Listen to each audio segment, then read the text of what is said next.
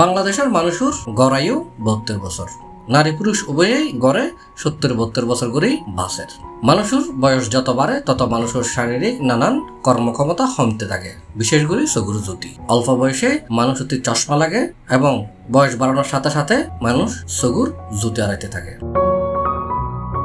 কিন্তু ইয়ের ব্যতিক্রম হইলে 90 বছর বয়সী আশালতা বড়ুয়া। আশালতা বড়ুয়া এই 90 বছর বয়সত আয়রেও চোখে উদো দেহে দে নয়, তাই কেতা শিলেনের মতো একখান জটিল হাজ গড়ে এই বয়সত। এটা কি হয় আপনার? আমার দিদা। আপনার দিদার সামনে একটু বলেন তো। আমার দিদা অনেক সুন্দর কাঁথা সেলাই করতে পারে, অনেক অনেক নকশি কাঁথা সেলাই করে, বসে থাকতে পারে না, একদম একটার পর একটা সেলাই করতে থাকে। প্রতিদিন সেলাই করে। কাঁথা না থাকলে ওনার একদম মানে মাথা খারাপ হয়ে যায়, কাঁথা দিতে হবে, না থাকলে তখন ওনার মানে অস্থির অস্থির লাগে। উনি কি চশমা ব্যবহার করেন? না, চশমা ব্যবহার করেন। এখন যেভাবে আছেন এইভাবে।